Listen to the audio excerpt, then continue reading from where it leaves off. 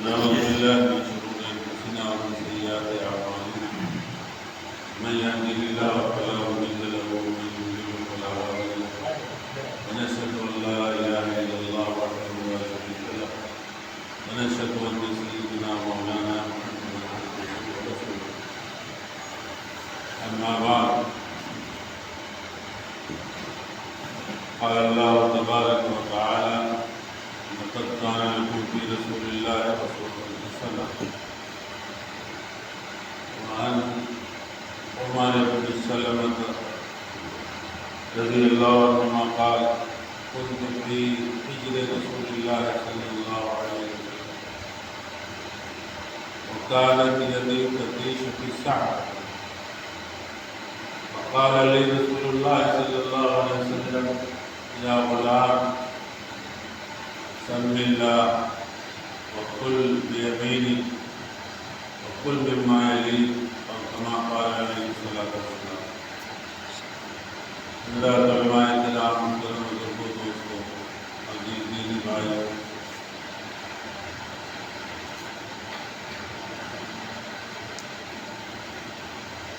یہ سلسلہ 12 ربیع کی مناسبت سے چل رہا ہے جمعیت علماء ضلع سندولی کی طرف سے، اس کے کئی پروگرام ہو چکے. آج آپ کے یہاں یہ پروگرام رکھا گیا ہے اور اس میں عنوان رسول اکرم صلی اللہ علیہ وسلم کی سیرت کا ایک بڑا اہم اور خاص پہلو ہے. رسول اکرم صلی اللہ علیہ وسلم کی حیثیت پر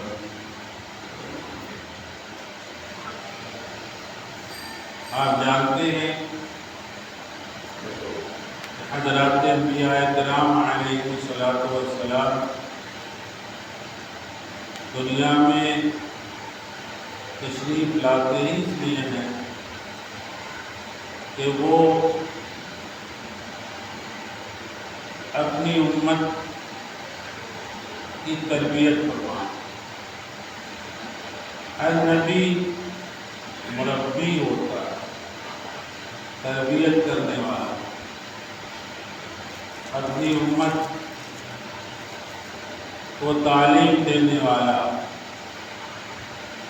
انسانی نفوس کی تہذیب، اس کو سنوارنا، اس کو مزین کرنا اور تمام عیوب سے، اخلاقی روحانی بیماریوں سے پاک و صاف کرنا، یہی انبیاء علیہ السلام کی بعثت کا مقصد ہے. وہ انسانوں کی تعلیم و تربیت کے واسطے ہی دنیا میں آتا. وہ تجارت کے لیے نہیں آتا، وہ دنیا میں کسی اور کام کے لیے نہیں آتا، بلکہ وہ انسانوں کو سدھارنے کے لیے، ان کی تعلیم کے لیے، ان کی تربیت کے لیے اور بگڑے ہوئے انسانوں کو بنانے کے لیے، حیوانیت اور بہیمیت کو دور کر کے ملکوتیت کی صفت پیدا کر. یہی انبیاء علیہ السلام کی دنیا میں آنے کا عظیم مقصد ہے اور یہ کام بڑا مشکل ہے. انسانوں کو سدھارنا، انسانوں کی تربیت کرنا، بگڑے ہوئے انسانوں کو راہ راست پہ لانا، یہ کوئی آسان کام نہیں. اب پوری امت کو راہ راست پہ لانا اور ان کی اصلاح کرنا، ان کی تربیت کرنا، یہ کوئی معمولی کام نہیں. آپ نے پڑھا ہوگا، قرآن میں موجود ہے، جیسے سیدنا نوح علیہ السلام 1000 سال تک 950 برس تک اپنی قوم کو سمجھاتے رہے، ان کی تربیت کی کوشش کرتے رہے، ان کو بتاتے رہے، سمجھاتے رہے، لیکن سوائے چند لوگوں کی کوئی راہ راست میں نہیں ہے۔ انی دعوت قومی لیلا و نہارا، دن میں بھی اپنی قوم کو پکارا، رات میں بھی پکارا، آہستہ سے بھی کہا، زور سے بھی کہا، ہر طرح سے دعوت انہوں نے دی، لیکن سوائے چند لوگوں کے کوئی ان کے راستے پہ بتائے ہوئے طریقے پہ آیا تو بڑا مشکل کام، صبر آزما کام، محنت طلب کام، انتمائی کا کام۔ آپ غور کریں، آج ہم اپنے گھر میں اپنی اولاد کو نہیں سنبھال، چند بچے بچیوں کی تربیت نہیں کر پاتے، پریشان رہتے، بیٹا کہنا نہیں مانتا، بیٹی نہیں مانتی، دعا کرانے جاتے ہیں، تعویذ دینے جاتے ہیں، بیٹا کہنے نہیں مانتا، نالائق ہو گیا، بیوی نہیں سنتی، بھائی نہیں مانتا، یہ عام شکایت میں جاتے ہیں۔ لیکن نبیوں کو اللہ تعالیٰ نے جو ذمہ داری دی، جو کام سونپا، قوموں کی رہنمائی، امتوں کی تربیت کا، اس کو انہوں نے انجام دیا، اور خاص طور سے امام الانبیاء جناب محمد رسول اللہ صلی اللہ علیہ وسلم نے فقط 23 سال کے نبوت کے 23 سال، اس 23 سال میں لاکھوں لاکھ انسانوں کی تربیت کر، اور ایسا سنوار دیا، ایسا بنا دیا کہ دنیا میں کوئی ان کی مثال ہی نہیں۔ تربیت آپ نے ہمیں تھوڑی دیر روشنی ڈالنی ہے اس بات کہ آپ نے کس طرح اپنی امت کی تربیت کروائی، آپ کی تربیت کا کیا انداز۔ ہم اور آپ یہ سمجھتے ہیں کہ دین صرف نماز روزے کا نام ہے، چند عبادات کے ادا کر لینے کا نام دین ہے، لیکن ایسا نہیں۔ دین 5 چیزوں کے مجموعے کا نام۔ پہلی چیز عقائد، ہمارا عقیدہ کیا ہو اللہ کے بارے میں، رسول کے بارے میں، قیامت کے بارے میں، فرشتوں کے بارے میں، آخرت کے بارے میں، ہمارا عقیدہ پہلے درست۔ عقائد، ایک چیز عقائد ہے، دین کی بنیاد۔ دوسری چیز ہے عبادات، نماز، روزہ، حج، زکوٰۃ، یہ عبادات ہیں۔ تیسری چیز معاملات، لین دین کے، خرید و فروخت کے جو معاملات ہمارے ہیں، وہ بھی دین کا ایک شعبہ، دین کا ایک حصہ۔ چوتھی چیز ہے اخلاق، ہمارے باطنی اخلاق، اور پانچویں چیز ہے معاملات، معاشرت، معاشرت زندگی گزارنے کا طریقہ، ہم کس طرح دنیا میں زندگی گزاریں، ہمیں کھانا کیسے ہے، پینا کیسے ہے، پہننا کیا ہے، کس طرح سے رہنا ہے، یہ تمام چیزیں معاشرت کہلاتی ہیں۔ تو جب ان 5 شعبوں پہ ہمارا عمل ہوگا تب ہمارا دین مکمل ہوگا۔ اگر ہم نے صرف ایک شعبے پہ عمل کیا باقی کو چھوڑ دیا تو ہمارا دین مکمل نہیں، ناقص ہوگا۔ آج میں معاشرت کے اوپر کچھ روشنی ڈالا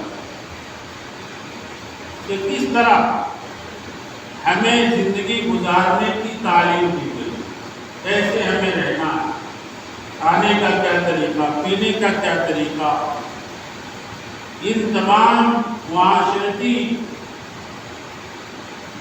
نظام کے اوپر ہمیں کیا روشنی ملی ہے، کیا ہدایت ملی ہے، تھوڑی دیر اس پہ روشنی آپ کے سامنے ڈالوں گا۔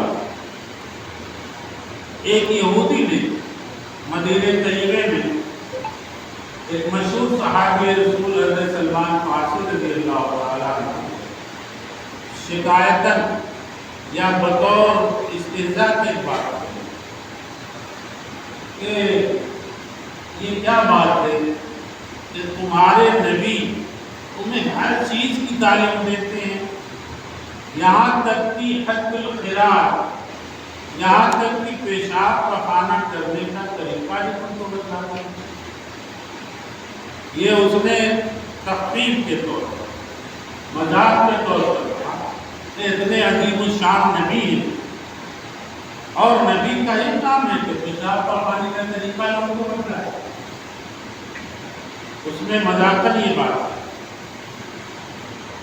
تو حضرت سلمان فارسی رضی اللہ تعالیٰ عنہ نے فرمایا کہ ہاں یعلمنا کل شیء حتی الخراج، ہمارے نبی ہم کو ہر چیز سکھلاتے ہیں، یہاں تک کہ پیشاب پخانے کا طریقہ سکھلاتے ہیں کہ اللہ نستقبل القبلۃ ولا نستنجی بایماننا، ہمیں یہ بات سکھاتے ہیں کہ دیکھو جب تم استنجے کے لیے جاؤ، پیشاب پخانہ کرنے کے لیے بیٹھو تو قبلہ رخ مت بیٹھنا، کعبہ کی طرف پیٹ کر کے یا منہ کر کے مت بیٹھو، قبلہ کی طرف تمہارا رخ اس حالت میں نہیں ہونا چاہیے۔ تم استنجا کے لیے جاؤ، بیت الخلا جاؤ تو قبلے کی طرف رخ کر کے مت بیٹھو، نہ تمہاری پیٹھ ہو کعبہ کی طرف، نہ تمہارا چہرہ ہو اس کی طرف۔ اور ہمیں یہ بھی سکھلاتے ہیں کہ دیکھو دائیں ہاتھ سے استنجا مت کرنا، استنجے کے لیے بائیں ہاتھ کا استعمال۔ تو جو چیز تمہیں عیب نظر آتی، جس کو تم بہت معمولی چیز سمجھتے، وہ ہمارے لیے فخر کی بات ہے کہ ہمارے نبی چھوٹی چھوٹی باتوں کی تعلیم ہمیں دیا کرتے ہیں۔ یہ کوئی بری بات نہیں ہے۔ جیسے باپ ہوتا ہے، والدین ہوتے ہیں تو اپنی اولاد کو ہر چھوٹی بڑی بات سمجھاتے ہیں، سکھلاتے ہیں، بیٹا ایسے کھاؤ، ایسے پیو، ایسے چلو، ایسے رہو۔ تو وہ تو نبی ہیں، اپنی امت پہ ان کی اتنی شفقت ہے، امت سے اتنا پیار ہے کہ ہر چیز کی وہ تعلیم ہمیں دیا کرتے ہیں، ہمیں ہر چیز بتلاتے ہیں، وہ چھوٹی ہو یا بڑی ہو۔ تو ہمیں استنجا کرنے کا بھی آداب بتلاتے ہیں کہ بھئی جاؤ تو دیکھو تمہارا چہرہ ادھر قبلہ کی طرف نہ ہو، پیٹھ تمہاری اس حالت میں ادھر نہ ہو، استنجا کرو تو دائیں ہاتھ سے مت کرو، بائیں ہاتھ سے استعمال کرو۔ تو یہ تو بڑی ہنر کی بات ہے، یہ کمال کی بات ہے، نہ یہ کوئی عیب کی بات ہے جو تم سمجھ رہے ہو تانا دے رہے۔ تو ہمارے نبی کی تعلیم تمام چھوٹی بڑی چیزوں کے لیے۔ آپ نے فرمایا کہ دیکھو حدیث شریف میں ہے نا کہ کوئی اگر مریض کی عیادت کے لیے جاتا ہے، بیمار پڑ گیا، کوئی پڑوسی ہے، کوئی بھائی ہے، دوست ہے، کوئی بھی مسلمان ہے، تو فرمایا کہ اذا عاد احدکم مسلما فلیخفف، کہ تم میں سے کوئی اپنے مسلمان بھائی کی عیادت میں جائے تو ہلکی پھلکی عیادت کرے۔ یہ آپ نے تعلیم دینی تربیت فرمائی۔ کوئی بیمار ہے آپ لے جاؤ۔ حدیث شریف میں ہے کہ اگر کوئی صبح کو جاتا ہے مریض کی عیادت میں مزاج پرسی کرنے کے لیے تو شام تک 70,000 فرشتے اس کے لیے دعائیں مقبول کرتے ہیں، اور شام کو گیا تو پوری رات صبح تک 70,000 فرشتے اس کے لیے مغفرت کی دعا کرتے رہتے. کتنا بڑا یہ عمل ہے عیادت کرنا.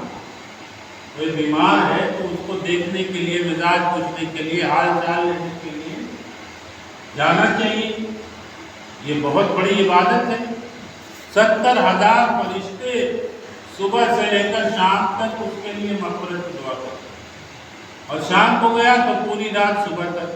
اور جنت میں ایک کمرہ اس کے لیے ایک باغ بن جاتا ہے. یہ حدیث صحیح. اب اتنا بڑا عمل ہے، کوئی بھی ہو کسے باشد اس کی عادت کے لیے جاتا ہے، بہت بڑا ثواب ہے. لیکن اس موقع پہ بھی آپ نے فرمایا کہ ہلکی پھلکی عادت کرتے چلے جاؤ. یہ نہیں کہ رات وہیں جم جاؤ، بیٹھ جاؤ. اب وہ بیچارہ پریشان ہو رہا ہے، تکلف میں بیٹھا ہوا ہے، اور آپ ہیں وہاں سے چلتے ہی. تو یہ نہیں، یہ طریقہ آپ نے ادب تعلیم دی. جاؤ ضرور ثواب کے لیے، عادت کے لیے، لیکن مختصر طور پہ جا کے خیر خیریت لو، سلام دعا کرو اور وہاں سے رخصت ہو جاؤ. کیونکہ مریض ہوتا ہے. اب وہ چاہتا ہے بے تکلف رہیں، لیٹیں یا گھر کے لوگ رہیں، کوئی بات کریں. اب آپ وہیں جم کے بیٹھے ہوئے ہیں، اب وہ بھی تکلف میں بیٹھا ہوا ہے، تو اس سے تکلیف مریض کو. تو عادت تو کرو، لیکن آپ کی تعلیم وہاں بھی کیا آئی کہ مختصر کرو، ہلکی پھلکی کرو. حضرت عبداللہ بن مبارک رحمۃ اللہ علیہ بہت مشہور بزرگ محدث ہیں. بیمار ہوئے تو ایک صاحب ان کی عادت میں گئے. بہت بڑے عالم تھے، محدث تھے، بزرگ تھے، بہت سارے لوگ آتے جاتے رہے. ایک صاحب تھے جا کوئی بیٹھے ہوئے، تو حضرت چاہتے تھے کہ تخلیہ ہو، لوگ چلے جائیں تو بے تکلف، لیکن وہ تھے کہ ٹل نہیں رہے. تو آخر حضرت عبداللہ بن مبارک کو کہنا پڑا کہ بھائی لوگ عیادت کے لیے آتے ہیں تو بیٹھ جاتے ہیں اور جل جاتے نہیں، مریض کو تکلیف ہوتی ہے. ان کا نام نہیں لیا، لوگ ایسا کرتے ہیں. اشارہ تو نہیں کی طرف تھا، مگر وہ حضرت اس پہ بھی نہیں اور کہہ رہے ہیں کہ حضرت میں دروازہ بند کر دوں تاکہ لوگ باہر سے اندر نہ آئیں. تو حضرت نے فرمایا دروازہ تو بند کرو، اگر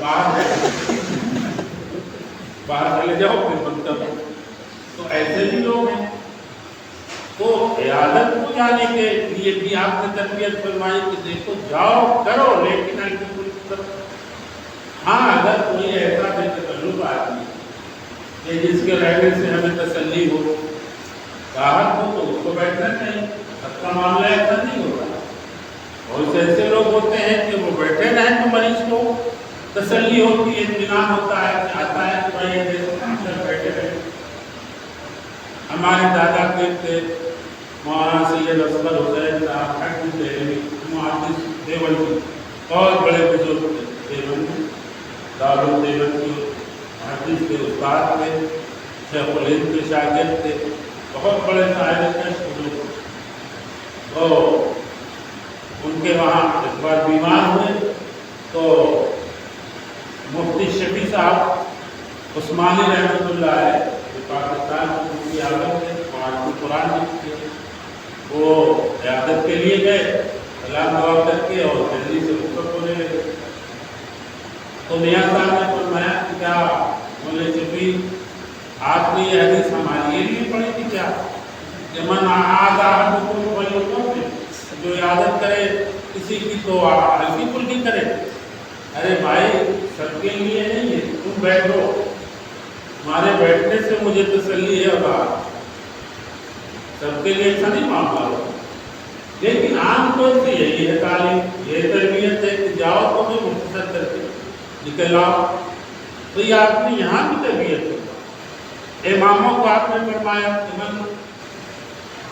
اما منکم فلیطوف، من اما قوما فلیطوف، جو کسی قوم کی امامت کرے تو ہلکی نماز پڑھے. امام صاحب بن گئے، اب امام بن گئے اور پہلے لمبی قرات شروع کر دی. مقتدی جو ہے پریشان ہو رہے ہیں، کوئی بیچارہ بیمار ہے، کوئی کمزور ہے، کھڑا نہیں ہوا جا رہا، ادھر بچہ رو رہا ہے اور امام صاحب سورہ بقرہ جو ہے نازل ہوئی، تو اماموں کو کہا گیا کہ یہ ہلکی نماز پڑھو، وَأَنَّ قَوْمًا فَلْيُخَفِّفْ، امام صاحب کو سن لو، ہے نا؟ آپ نے فرمایا کہ جو امامت کرے تو چاہیے کہ اس بات کا لحاظ کرے کہ وہ ہلکی پھلکی نماز پڑھائے، اتنی لمبی نہ کر دے کہ جس سے مقتدیوں کو پریشانی ہو، رحمت ہو، اس کا خیال رکھنا چاہیے۔ اماموں کے لیے بھی تربیت آپ نے کہتے ایک ہدایت فرمانی۔ ایک صحابی تھے حضرت معاذ بن جبل، تو وہ گئے کسی قوم میں امام تھے، وہ کسی قبیلے میں، انہوں نے لمبی لمبی نماز پڑھائی تو لوگوں نے آپ کی شکایت بھی آپ سے کی، تو آپ نے فرمایا کہ کپتان یا معاذ، لوگوں کو فتنے میں ڈالتے ہو، معاذ لوگوں کو پریشانی میں ڈالتے ہو، ایسا مت کرو، ہم قومن فلیخفف، جو بھی کسی قوم کی امامت کرے تو ہلکی فلیخفف، اس پہ ایک لطیفہ بھی، فلیخفف، فلیخفف کے معنی ہلکی نماز پڑھائے، تو ہلکی گولیاں سے بھی لکھی جاتی ہے، اور وہ جو لکھی ہوتی ہے کئی اردو کی کتاب میں وہ لمبی آتی ہے، تو ایک امام صاحب نے اس کو پڑھا، اب پڑھنے کے بعد اب وہ جب نماز پڑھاتے تھے تو ہلتے تھے، ہل کے نماز، لوگوں نے دیکھا یہ کیا تماشا ہے، امام صاحب نے یہ تبدیلی سامنے آ گئی، لوگوں نے کہا حضرت آپ نماز پڑھتے ہیں تو اس میں ہلتے بہت ہیں، کہا حدیث میں ایسی حدیث میں سب سے کہا ہاں دیکھو لاؤ اردو میں حدیث شریف کا ترجمہ پڑھو، اس میں لکھا تھا ہلکی ہلکی لمبی، تو اس کو پڑھ دیا انہوں نے ہل کے، تو ہل کی نماز پڑھا دی، یہ تو سمجھ کی بات ہے۔ پہلا تو آپ صلی اللہ علیہ وسلم نے تربیت اپنی امت کی ہر شعبے میں کی۔ میں نے جو حدیث پڑھی وہ حضرت عمر ابن ابو سلمہ، یہ حضور اکرم صلی اللہ علیہ وسلم کے بیٹے سوتیلے حضرت ابو سلمہ، جن کی بیوی تھی حضرت ام سلمہ، آپ کے ازواج مطہرات میں، تو ابو سلمہ کا انتقال ہو گیا تو آپ نے ان سے نکاح فرمایا تھا ام سلمہ سے، وہ یہ چھوٹے تھے، ابو سلمہ کے نسل سے تھے، ان کے اولاد تھے، وہ حضرت ام سلمہ کے ساتھ یہ بھی چلے آئے آپ صلی اللہ علیہ وسلم کی خدمت میں، تو حضرت عمر ان کا نام تھا، عمر ابن ابو سلمہ، وہ حدیث کو بیان کرتے کہ میں نبی اکرم صلی اللہ علیہ وسلم کی گود میں، آپ کی تربیت میں چھوٹا سا کھانے میں جب بیٹھتا تو آپ مجھ کو ساتھ میں بٹھاتے تھے کھانے کے لیے، تو میں اپنا ہاتھ پلیٹ میں ادھر ادھر مارتا، کبھی ادھر سے کھا لیا کبھی ادھر سے کھا لیا، کبھی ادھر ہاتھ ڈالا کبھی ادھر ہاتھ ڈالا، تو آپ صلی اللہ علیہ وسلم نے مجھ کو نصیحت کی، آپ نے فرمایا کہ یا غلام سم اللہ، اے لڑکے بسم اللہ پڑھو، بسم اللہ پڑھ کے کھاؤ، اور کل بیمین، اپنے داہنے ہاتھ، وَكُلْ مِمَّا يَلِيكَ، اور اپنے سامنے سے کھاؤ، ادھر ادھر مت کھاؤ، اپنے سامنے جو تمہارے پلیٹ کے سامنے ہے وہاں ہاتھ ڈال کے کھایا کرو۔ تین باتوں کی نصیحت آپ نے، بسم اللہ پڑھ کے کھاؤ، دائنے ہاتھ سے کھاؤ، اور اپنے سامنے سے۔ بسم اللہ پڑھ کے کھانے سے آپ جانتے ہیں، آپ نے فرمایا کہ بسم اللہ والا پر ابتدا کر کے کھاؤ تو اس کھانے میں شیطان کا کوئی حصہ نہیں ہوتا، اس کھانے میں بسم اللہ پڑھ لیا تو اب شیطان اس میں شریک نہیں ہوتا، اور اگر بغیر بسم اللہ کے کھایا تو شیطان بھی اس میں شریک ہو جاتا ہے، اور آدمی پلیٹ کا پلیٹ کھائے چلا جاتا ہے اور پیٹ بھرتا ہی جی۔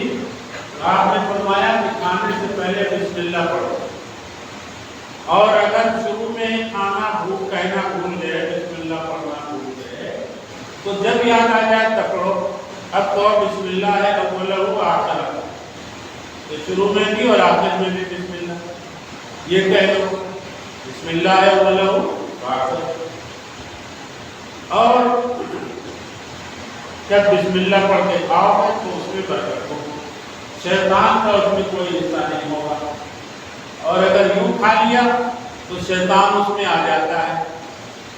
ایک صاحب کھانا کھا رہے تھے بغیر بسم اللہ کے کھا لیا، ایک دم آخری لقمہ رہ گیا تو ان کو یاد آیا تو انہوں نے پڑھا بسم اللہ ہے اولہ آخر۔ آپ صلی اللہ علیہ وسلم وہیں بیٹھے تھے تو آپ کو ہنسی آ گئی، لوگوں نے پوچھا حضرت کیا ہو گیا؟ فرمایا کہ اس نے پورا کھانا بلا بسم اللہ کے کھانے سے، آخری لقمے پہ بسم اللہ پڑھا، شیطان اس میں کھا رہا تھا، جب بسم اللہ پڑھا تو اس نے سارا کھایا ہوا پیک کر دیا، وہی پیٹ میں مشکل دیا۔ تو اس لیے بسم اللہ یاد رکھنی، اس کو پہلے بسم اللہ پڑھنا، بسم اللہ پڑھتے ہی کھانا کھانا، تب اس میں برکت ہوتی ہے اور خوشبو ہوتی ہے، اور وہ جو ہے انسان کے لیے غذائیت میں کام کرتا ہے اور نہ شریک ہو جاتا ہے شیطان۔ اسی طرح آپ نے فرمایا کہ دیکھو جب تم اپنے گھر میں جاؤ تو اللہ کا نام لے کے گھر میں جاؤ، عزت کریے، کیونکہ جب بندہ اللہ کا نام لے کے گھر میں جاتا ہے تو پھر شیطان جو ہے اس گھر میں رات میں ہوتا ہے، اس کے لیے موقع نہیں ہوتا۔ اور اگر بغیر بسم اللہ کے گھر میں گئے بند کر لیا تو شیطان مکان میں آ جاتا ہے اور پھر وہ گمراہ کرتا ہے اور سوچے ڈالتا ہے، طرح طرح کے چالات کرتا ہے۔ تو آپ نے فرمایا کہ جب اپنے گھر میں جاؤ تو یہ دعا ہو، اللہم انی اسألک خیر المولد وخیر المخرج، بسم اللہ ولدنا وبسم اللہ خرجنا وعلی اللہ ربنا توکلنا۔ اے اللہ میں آپ سے بہترین داخلہ مانگتا ہوں اور بہترین نکلنا مانگتا ہوں جی، اور اپنے رب پہ میں نے توکل اور بھروسہ کیا، تو جب ہم داخل ہوں تب بھی خیر کے ساتھ داخل ہوں اور جب نکلیں تب بھی ہم خیر کے ساتھ۔ اس دعا کا یہ مطلب ہے کہ ہمارا گھر میں جو داخلہ ہو رہا ہے تو یہ خیریت کے ساتھ، یعنی جب جائیں تو گھر میں سب خیر خیریت ہو، کوئی بری خبر سننے کو نہ ملے، کوئی پریشانی کی بات نہ ہو، کوئی معاملہ نہ ہو، کوئی بیماری کی خبر، تو اس سے انسان بچتا ہے۔ اور پھر اگر کسی ضرورت سے نکلنا ہے گھر جانا سے باہر تو اس کے لیے بھی کہ خیر کے ساتھ ہمارا جانا تو ہوتا ہے، لیکن گھر میں پریشانی آ گئی، بیمار ہے بھاگے چلے جا رہے ہیں، ڈاکٹر کے یہاں جا رہے ہیں، کوئی حادثہ ہو گیا بھاگے چلے جا رہے ہیں، پولیس اسٹیشن میں بھاگے جا رہے ہیں، تو یہ جانا تو ہے مگر یہ خیر کے ساتھ جانا نہیں، یہ بھلائی کے ساتھ جانا نہیں، یہ پریشانی کے ساتھ چلنا۔ جب یہ دعا پڑھ لو گے تو تمہارا آنا بھی خیر کے ساتھ ہوگا، خیریت ہوگی، اور جانا باہر نکلو گے تو بھی خیریت ہوگی، اور شیطان یہ کہتا ہے کہ اب اس گھر میں ہمارے لیے ٹھکانا ہے۔ تو جب بسم اللہ پڑھ لیا تو بھی شیطان کا پتہ صاف، اور یہ دعا پڑھ کے گھر میں آئے تو بھی شیطان کا پتہ صاف ہو گیا۔ اب شیطان کہتا ہے کہ بھائی اب نہ تو ہمارا یہاں کام میں کوئی حصہ رہا نہ قیام میں کوئی حصہ رہا، اب چلو یہاں کھانے میں بھی کوئی ہمارا حصہ نہیں ہے اور رہنے کے لیے رہائش بھی نہیں ہے، اب اس مکان میں ہمارا کوئی مطلب نہیں۔ تو یہ آپ نے تربیت فرمائی، تعلیم دی کہ اس طرح تمہارا کھانا ہو، اس طرح تمہارا نکلنا ہو، اس طرح تمہارا آنا ہو۔ ایک روایت عجیب آئی کہ کھانا لگا ہوا تھا، ابھی شروع نہیں ہوا تھا، ایک چھوٹی سی لڑکی دوڑتی ہوئی آئی اور کھانے کے لیے اس نے ہاتھ بڑھایا کہ لے کے کھا لے، آپ نے اس کا ہاتھ پکڑ لیا، پھر ایک بدو عرابی وہ بھی آیا اور کھانے کی طرف بڑھا، آپ نے منع فرمایا۔ تو صحابہ نے پوچھا حضرت آپ نے کیوں روک دیا؟ فرمایا کہ ان لوگوں نے بسم اللہ میں مگر بسم اللہ کے کھانے سے جا رہے تھے اور شیطان اس میں آ رہا۔ اب دیکھو جو میں نے ہاتھ پکڑا ہے تو اس کے ہاتھ کے ساتھ شیطان کا ہاتھ میرے ہاتھ میں، یعنی بغیر بسم اللہ کے کھانے پہ جانے میں شیطان آ جاتا ہے۔ ابھی کھانا شروع نہیں ہوا، بسم اللہ پڑھی نہیں گئی، یہ سب جھپٹ پڑے بغیر بسم اللہ پڑھے۔ تو اس کا اہتمام اگر دعوت ہے، لوگ ہیں، کئی لوگ ہیں، اس میں بسم اللہ زور سے پڑھتے ہیں، کوئی یاد دہانی کر دے تاکہ سب کو یاد آ جائے۔ چلے ہمارے بچپن میں گاؤں میں ہمیں یاد ہے جب دعوت ہوتی تھی، شادی بیاہ یا کچھ بھی ہو تو سب لگتی تھی، کھانا لگ جاتا تھا، پلیٹ چل جائے، کھانا لگ جائے تو سب لوگ رکے رہتے، تو ایک آدمی بولتا تھا بسم اللہ، تب جا کے سب لوگ کھانا چاہتے۔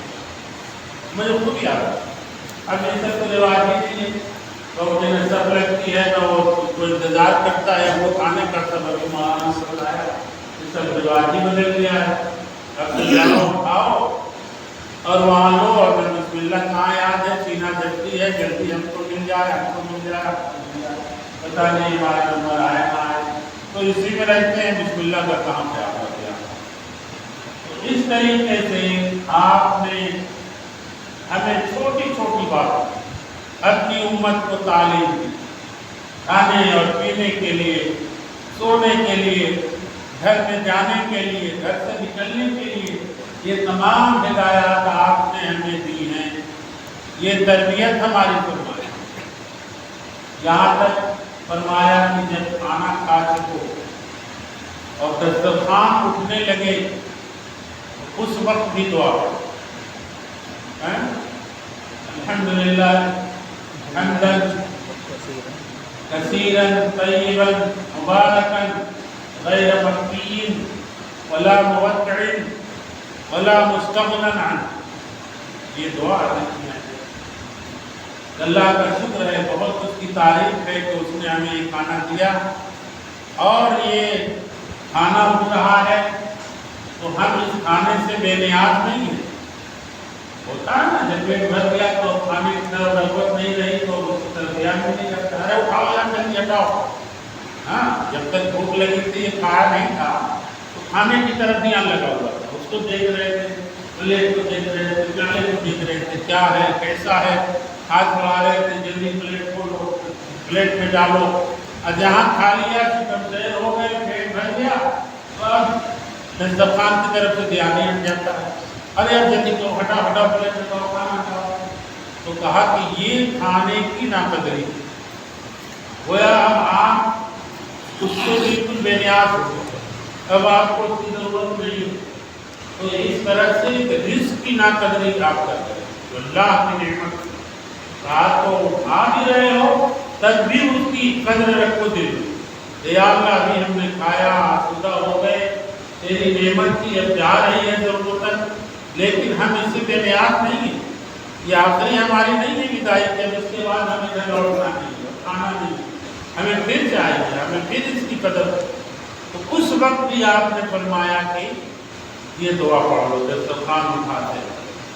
دوسری حدیث میں آیا کہ اگر کسی نے یہ کہہ دیا کہ الحمدللہ الذی اطعمنی ورزقنی من غیر حول منی ولا قوة غفر له ما تقدم منه، اگر یہ دعا پڑھ لے کھانے کے بعد، اللہ کا شکر ہے کہ اس نے ہمیں کھلایا اور بغیر محنت و مشقت کے اس نے ہمیں یہ رزق دیا، بغیر محنت و مشقت۔ دعوت ہو گئی تو کیا کرنا ہے، ہم نے کیا کیا، کھانا پکانے والوں نے محنت سے پکایا، میزبان نے انتظام کیا، بھاگ دوڑ کیا، ہم کو دسترخوان پہ گئے، شروع ہو گئے، تو بغیر کسی مشقت کے ہم کو کھانا مل گیا، اللہ تیرا شکر ہے۔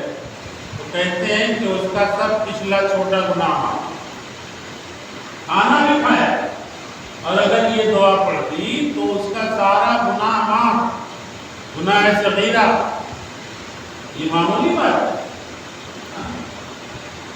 یہ عجیب رسم دیکھی کہ بروزہ عید قربان وہی سب ہٹی کرے ہیں وہی یہ ثواب ضرورت جانور کو کر رہے ہیں وہ ثواب بھی پڑھ رہے ہیں.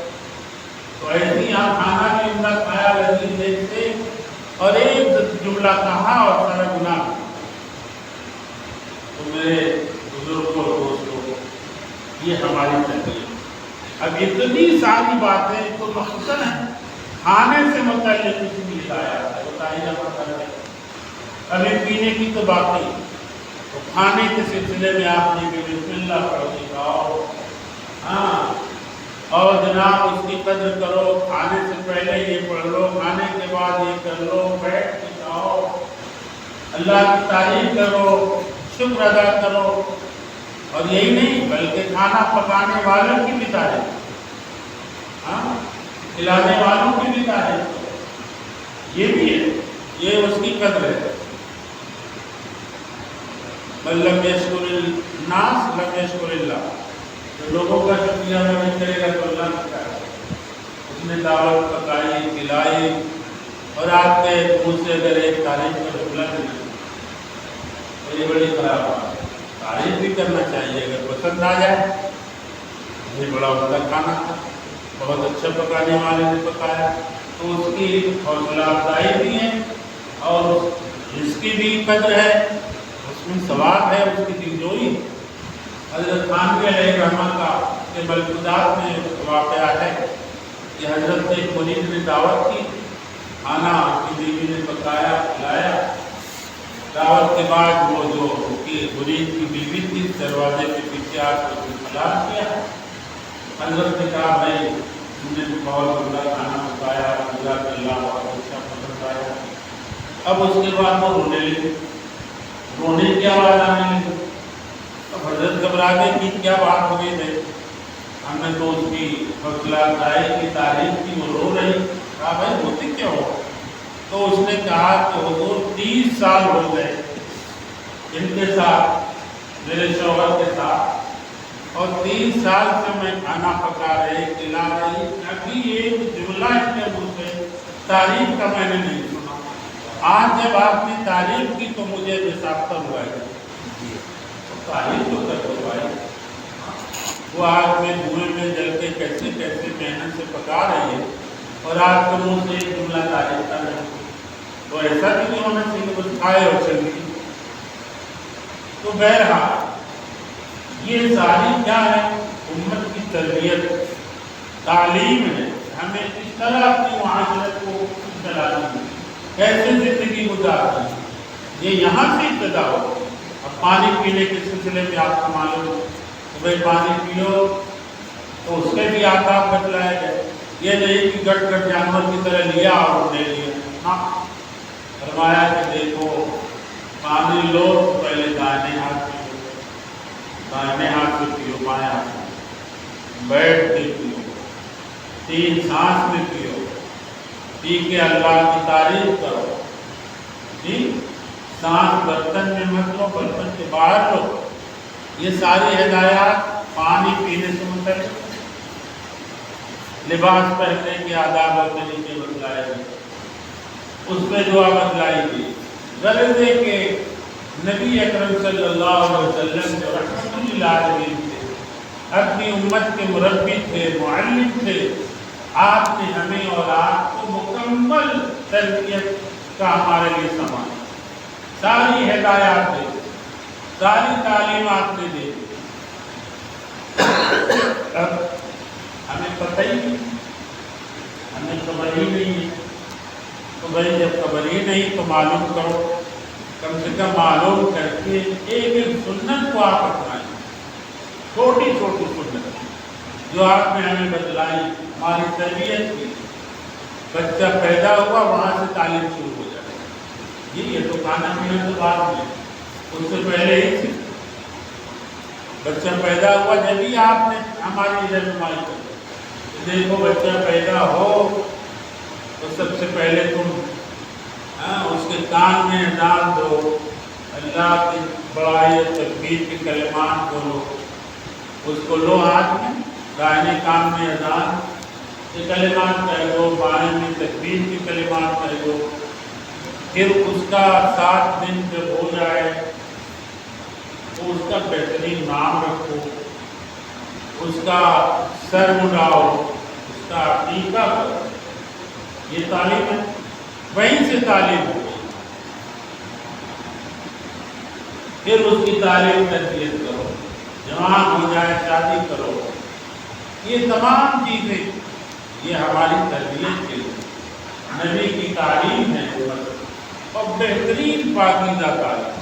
اگر اس کے مطابق ہم اور آپ زندگی گزاریں تو دنیا میں ہمیں جنت کا مزہ ہے، بڑی پرسکون ماحول میں ہماری زندگی گزرے، اور ہمارے گھر کا جو ماحول ہوگا ایک نہایت پاکیزہ ماحول ہوگا، صاف ستھرا ماحول ہوگا، اولادیں نیک ہوں، آنکھوں پر ٹھنڈک بنے گی، اور کوئی کشمکش نہیں ہوگا، کوئی پریشانی نہیں ہوگی۔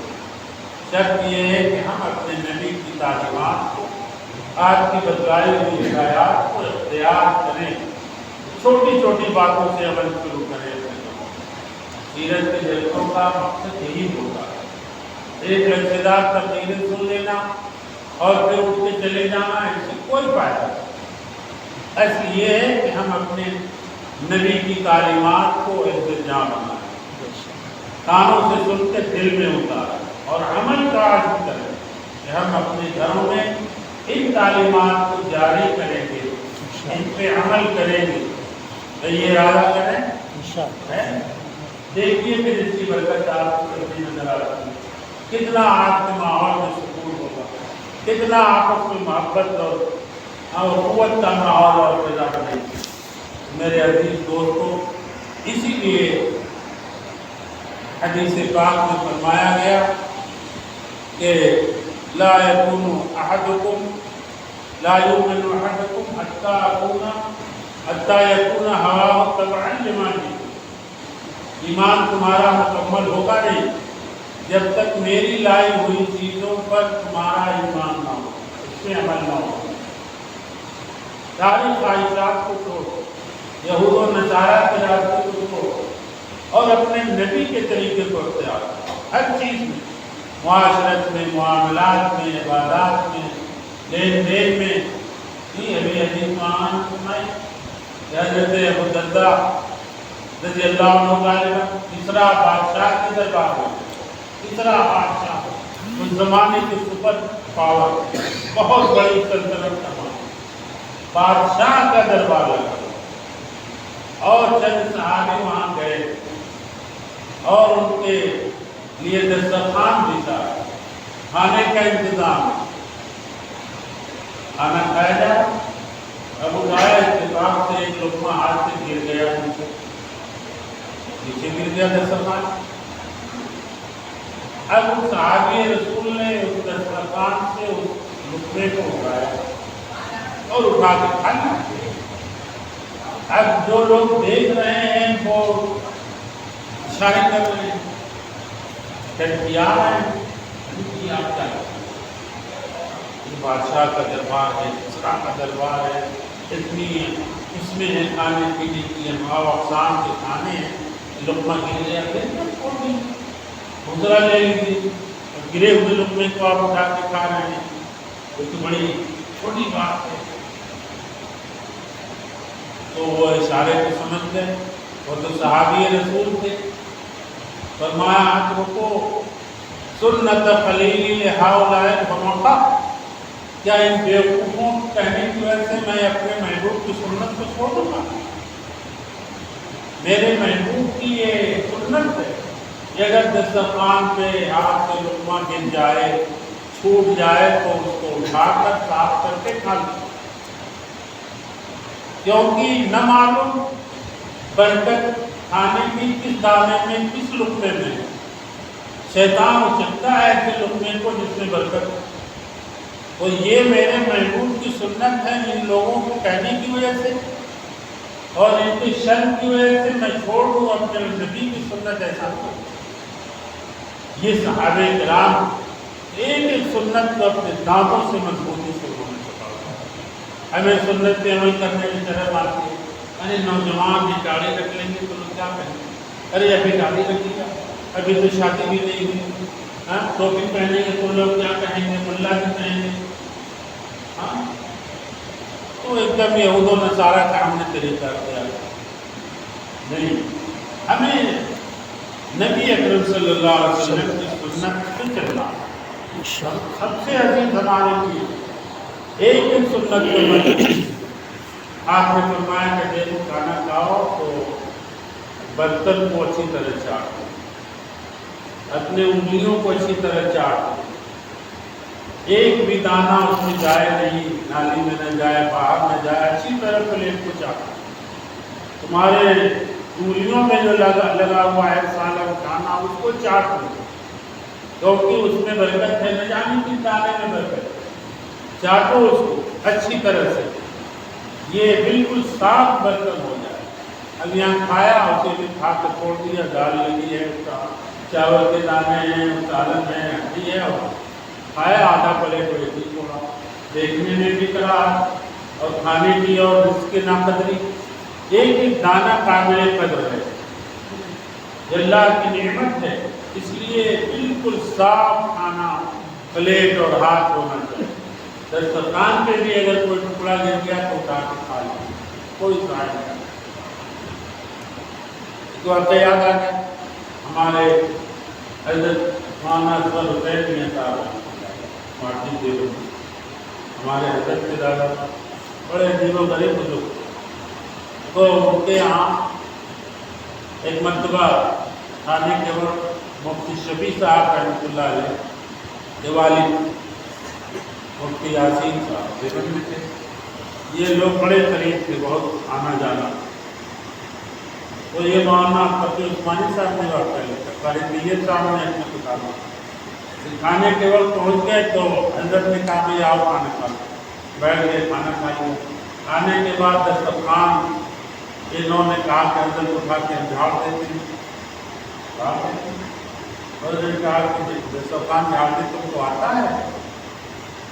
کہنے حضرت دسترخوان جھاڑنے آتا ہے، یہ کہ کوئی فن ہے؟ دسترخوان جھاڑنا بھی کوئی فن ہے؟ کہاں یہ فن ہے؟ حضرت نے اس پر رکھوا دیا.